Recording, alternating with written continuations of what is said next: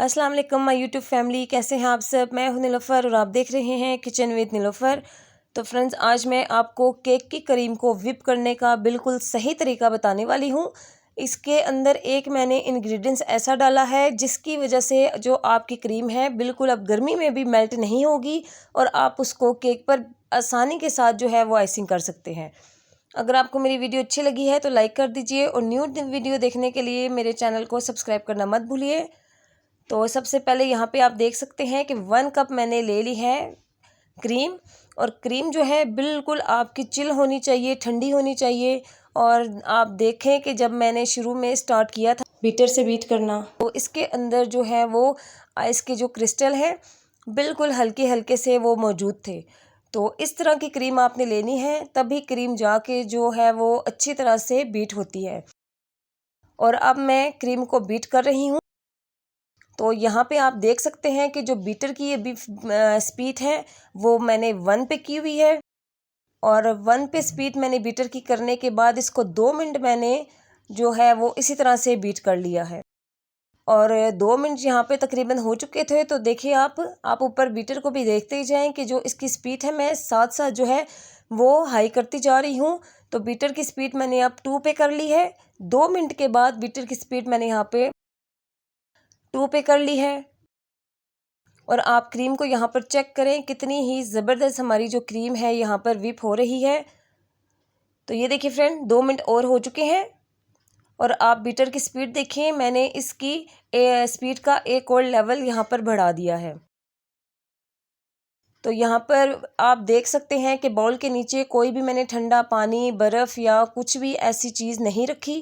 Cream को यहाँ पर मैं व्हिप कर रही हूँ और साथ ही इसकी मैं स्पीड भी बढ़ाती जा रही हूँ। तो अब मैंने इसकी स्पीड को 4 पे कर लिया है। आपने भी बिल्कुल जब ऐसे ही क्रीम को बीट करना है तो 2-2, 3-3 मिनट के बाद ना बीटर की जो स्पीड है उसको बढ़ाते जाएंगे। तो इससे जो क्रीम है ना वो बहुत अच्छे से व्हिप हो जाएगी। और ये देखिए फ्रेंड, आप बीटर को चलता हुआ देख रहे हैं, जो इसके ऊपर लाइनें बन रही हैं ना, तो यहाँ से ही पता चलता है कि जो हमारी क्रीम है वो अच्छे से बीट हो रही है। और यहाँ पे देखिए बीटर को मैं कितना हिला रही हूँ, लेकिन मजाल है जो क्रीम यहाँ से बीटर के साथ से गिर जाए। तो ये देखिए बहुत ही ज़बरदस्त हमारी यहाँ पे क्रीम बीट हो चुकी है। अब ये देखिए मैं बॉल को यहाँ पे उल्टा करूँ, उसको घुमाऊँ, जैसे भी इसको मैं करूँ ना, इसने अब यहाँ से गिरना नहीं है बिल्कुल भी। तो ये देखिए दोबारा से मैं आपको दिखा रही हूँ। और आप बाउल नीचे से चेक करें कि आपको जो है वो जैसे बर्फ़ की वजह से ना, जब कोई चीज़ ठंडी होती है तो बाउल जो है वो नीचे से हो जाता है ठंडा, आपको बाउल भी ऐसे ही लग रहा है। तो यहाँ पे जो मैं इंग्रेडिएंट्स है एक वो ऐड करने जा रही हूँ अब। ये है फ्रेंड CMC पाउडर।